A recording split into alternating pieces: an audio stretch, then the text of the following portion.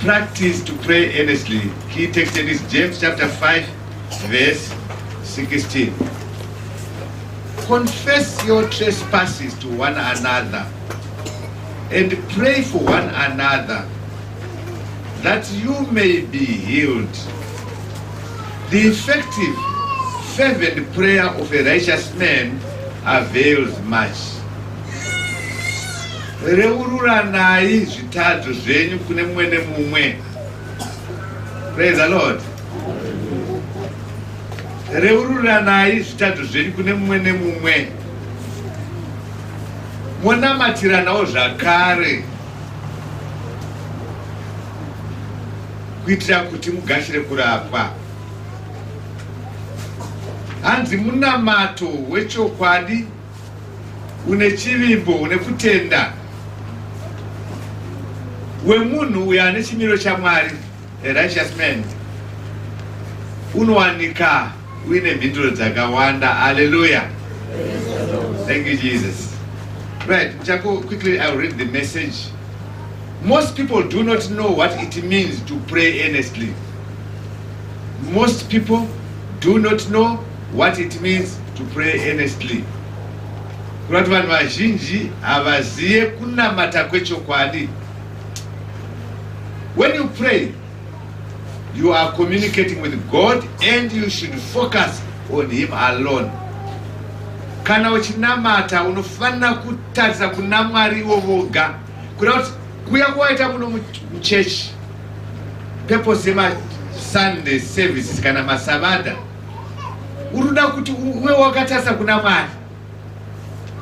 Chinangwa chako ndechekutarisa kuna Mwari, kucommunicate na Mwari, kuti vakunzwe iwo chivanzwawo zvakare. Praise the Lord. Now kuti ukwanise kutaura naMwari zvavanonzwa, unofanira kuve munhu anofara izwi ravo riri muBhaibheri. So every true child of God anofanira kuve aine this book, the Bible. Aya madaily devotionals anotibatsira, they are guide, Bible guide. Kune masangano, I think like SJ, they call them periodicals. Anokubatsira kuverenga Bible systematically. All my churches I know, in the Anglican church where I come from, total my liturgies are not guided in the right way to study the Bible. Amen. Say thank you, Jesus Christ. Like a lesson in Panapayanas, inotitsanangurira pamusoro pe texti ya James. It's an explanation. We can say it is the spirit of understanding, to help you to understand. James the spirit of understanding. You can never understand zvakataurwa prophets. Say amen. Amen. So we are saying here, when you pray, you are communicating with God. And you should focus on Him alone. Your whole being should be directly focused on God the Father. Unfortunately, many Christians, when they pray, they are so clouded by their problems, so much that they put their problems in between themselves and God. Makristo akawanda kana wasvika panguva yekunamata vaya kuchechi, vamwe tine zvinangwa zvatainga panapa. Indi kutaura chinangwa chedu, why we are here. Vazhinji vanoisa pakati pavo naMwari maproblems avo. So as a preacher ndikuedza kuti ndipresente Mwari kwamuri, ndipe Mwari kwamuri. But iwo nongoti vandinonokera, takanzwa kuti vanonamatira, vachatibata riniko? Tanzwa kuti vari panoende dhota, vachati panoende dhota yacho rini? Ndodambudziko ratinaro vanhu vari kuya kuchechi, vana vane pfungwa dzakawanda. Vamwe apa anenge anotera kamobile kake zvakare mamessages. Message yemari yandikufanira kuwana chikwere, ndizvo zvandiri kunamatira pamberi panapa, kuti ndiwane financial breakthrough. hapana mari wife in the church. Praise the Lord. Saka chekutanga Bible not seek ye the kingdom of God first and his righteousness, and all this will follow. Tanga kutsvaga umambo kudenga kana nekururama kwaMwari. Kana wane kururama kwaMwari, kana iri mari inotsvaga pane kururama kwaMwari. Zvinhu zvakanaka zvese zvinotsvaga pane kururama kwaMwari. Hey, once upon a time, one great man of God once said, I was listening, he said, God does not want good things to happen to you.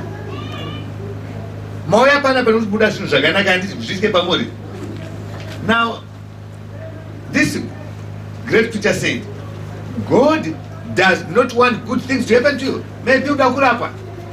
Mwari vari kuti izvo havasi kuda kuti zvakanaka zvauda zvokurapa kwako zviitike pauri, zvingoya pauri. Motiko munhu waMwari ari kudiko. If God does not want good things to happen to us, why are we here? How can we get these good things? You want money, finances. How can I get money? Now,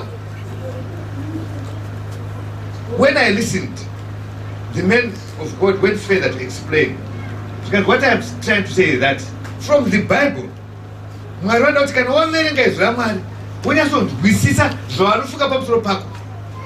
Jeremiah 29 verse 11 says, my thoughts towards you are not of evil, but they are of a future and a hope. Pfungwa ndangariro dzangu pamusoro pako hadzina chakaipa pamusoro pako, asi ndangariro dzangu dziri muizwi rangu iri ndedze zvakanaka zvoga zvanoda kuti ugashire iwewe. But ivo havasi vanofanira kukupa zvakanaka, vanokupa the treasure. So the man of God went on to say, God would like you to make good things to happen to you. It is your responsibility to make good things to happen to you. Praise the Lord. Vakakupa izwi ravo, kana wariverenga rine mapromises. Are you understanding? Izwi ravo rine chi? Rine mapromise. Kuti unorapika sei zvirimo muizwi raMwari. Praise the Lord. Kuti ungapfume sei zviri muizwi raMwari. You must obey the word of God. Ukaita, if you become a doer of the word of God, ukamuitwa izwi raMwari, uchaona wakukwanisa kudeclare kuti zvakanaka zviitike pauri. Vada kuti ushandise muromo wako now to declare what the word of God has said upon your life, so that whatever you declare according to the word of God, zvobva zvaitika. Ukangoda kuti uitirwe zvakanaka nokuti munhu waMwari akubata, wozvitsaka zvakanaka zvautika kwandiri, I am going to be delivered. Iwe usina izwi raMwari, you don't have faith, hakuna chakanaka chinoitika kwauri. So God does not want good things to happen to you, but he would like you to make good things to happen to you.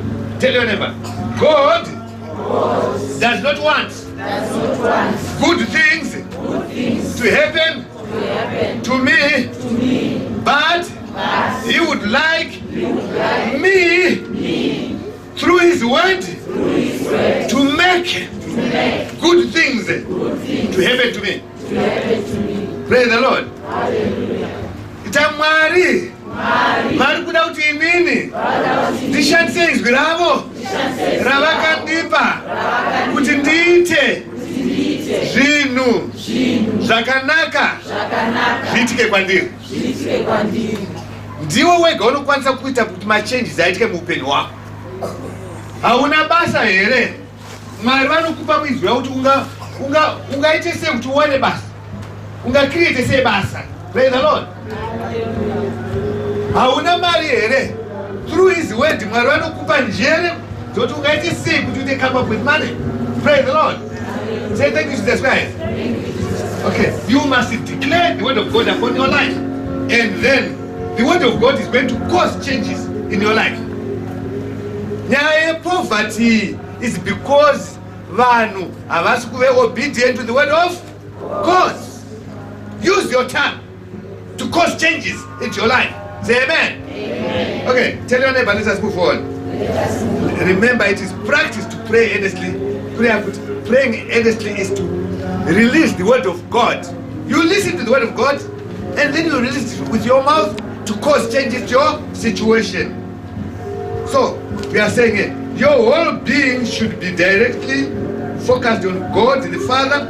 Unfortunately, many Christians, when they pray, they are so clouded by their problems, so much that they put their problems in between themselves and God. Visamurwi wemadambudziko akwaya auri kuita pakati pako naMwari. Thoughts begin to wander off, and as a result, their prayers will be in vain. Yozimwe utofunga tsamba konzi yawasiya pamoto chitofumba. Poto yemangai handingaone yatsva here. Saka Mwari vakakushanyire sei ufunga zvokumba. Kana uya kuno, focus on God. Tell your neighbor, focus on God. Focus on God. Chimbomira kufunga kuti kumangwana kubasa uko ndakasiya maaccounts asina kubalanza. Siyana nazvo izvi. Tell your neighbor, siyana nazvo. Focus on God. Focus on God. Say thank you, Jesus Christ. Right. Praying earnestly means that when you pray, you have faith in God, and you pray from your innermost being. Faith in God. When you pray, you have faith in what? In God. I have never released this definition of faith here in Waterfalls. I will release it today for the first time. What is faith? You need to understand what faith is. You need to understand what faith is. F-A-I-T. Praise the Lord. Faith means fellowship with God through His word. Raise your Bibles. Faith means fellowship with God through His word. Could you spend time meditating upon His word? God is in His word. Tell your neighbor, God is in His word. God is in His word. When you start His word, you are walking hand in glove with God. Say thank you, Jesus Christ. Thank you, Jesus. Number 2, what is faith? That's all right. A means that as you study His word, you will discover that no matter your situation or your condition,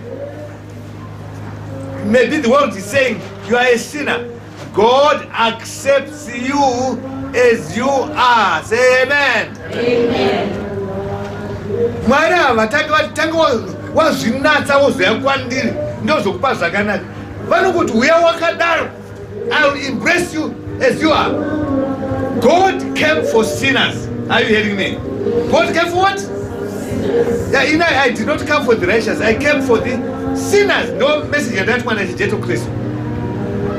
Now, if ever there is such a person as a righteous person in this world, I came for the worst persons, the tax collectors, prostitutes, the worst sinners you can imagine. Do you want to get one of this ministry? Say amen. Zidakwa Nanga. Are you understanding? Do you want to get one of our and now to come out now. That do you tell you? Now, Mary, praise the Lord. Kanamona kunaka kwa Mwari wangu. Do vachasiya zvoumwenga hwavo, zvodhakwa hwavo, whatever mashave anga vainawo, mademons avo, votevera Mwari wangu. Vanoda kunaka kwake nokuti Mwari rudo. Say amen. Saka ndati pana you are accepted as you are, and you must also learn to accept God as He accepts you through His word. Say amen. Then I in faith. As you are in fellowship with God, studying His word, you will discover that there are invitations. Situation yako kokorodzwa naMwari ikokorodzano iyi. Unonzwa Mwari ari kuti wakaremerwa here, uya kwandiri iwe wakaneta newakaremerwa ndichakupa zororo. Come unto me, ye that labor and are heavy laden, and I will give you rest. Say amen. Amen. Say amen. Amen. Hakuna munhu anonzi ari too good or too bad to be accepted by God. Imi vanhu mukato one can distinguish this one haana kufita. Kuna mwari munhu wese akafita. Kune bhuti inokwana munhu wese. Say amen. Saka as you study, there are invitations there, letters, so many invitation cards from Genesis to Revelation to come with your situation and your conditions. Amen. Say thank you, Jesus Christ. Then we come to T. As you continue to study the Word of God, we have got, you see my testimonies here. You come to the Bible. Job, I am married for many years, but I can't focus on God. Jesus Christ himself, the Son of God, was so sick at the cross of Calvary. And he kept on focused on what? On his Father. That's why we are being healed through him. Say amen. Hakuna munhu akazomborwara saJesu. Hapana chiremba akazomurapa, it was only God. Then, as you said, these testimonies, when they were poor, and they received riches because they came to God. Are you poor? Your situation is there. Tell your neighbor, my situation is there. In the Holy Book. Do you find out in this book? With all my heart, my soul, my spirit, and my mighty. Unofana kuda Mwari nemoyo wako wese, nemoyo wako wese, nesimba lako na shout glory. Shout glory. Shout glory. Hey, haikona kuya kuna Mwari wiki. Mane nezvese chimbokangana pfungwa ngadzireke kumhanya kutizatiza. Uya kwavari nezvese zvauinazo kana ukanzi uri kutadza kupedzisira, just come to him. He came for sinners. Say amen. Now as you continue to read in faith, topezana eshi kana ungosina chivimbo wakori barren usina mwana wonohana aisekwa naPenina, but akati haana kutendera kuti kusekwa kwaitwa naPenina angaine gurumandira revana kumubvise pana Mwari. Zvakati kuswededza pedyo naMwari akaramba ari kuchema kuna Mwari. Mwari vakadwa munamato wake akapuwa mwanakomana, the prophet Samuel, not just an ordinary son, but a prophet Samuel, a prophet of Israel of all time. Amen. Amen. Saka kana uri munhu anonzi anga asina mwana, uno that testimony uvoswedera pedyo naMwari, you will not just get an ordinary child, but you will get a prophet of God. Say amen. Amen. Or a prophetess of God. Say glory. Glory. Usatarise zvauri. Tarisa zviri muBhayibheri about you. This is your mirror. Saka we say now, with those testimonies, you will have hope in your hopeless situation. Say hope in a hopeless situation. Hope in a hopeless situation. Saka, briefly define what faith is. Without faith, you cannot have an effective and fervent prayer or effective and fervent communication with God. So you need to have what? Faith. What is faith again? Faith is our heavenly currency.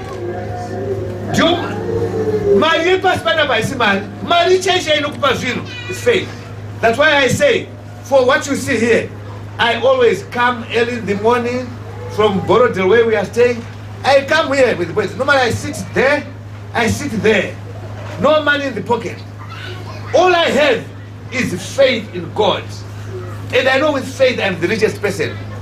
Then with this faith now, remember the Bible says, seek ye first the kingdom of God and his righteousness, and all this will follow. Now with this faith, instead of mapanza. Praise the Lord.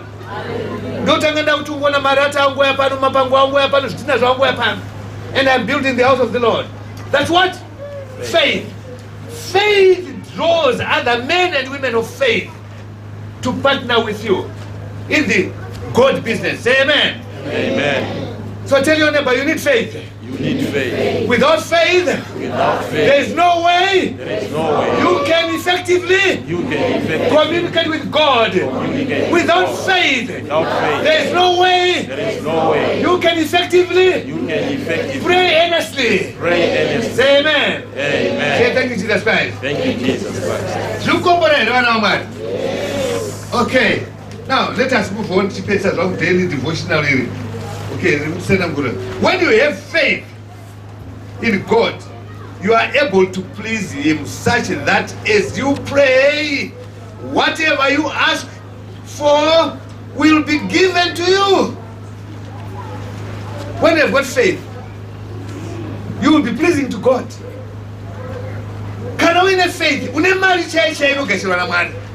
the Lord. Hallelujah. Then you will become pleasing to God. Say amen. Amen. Okay.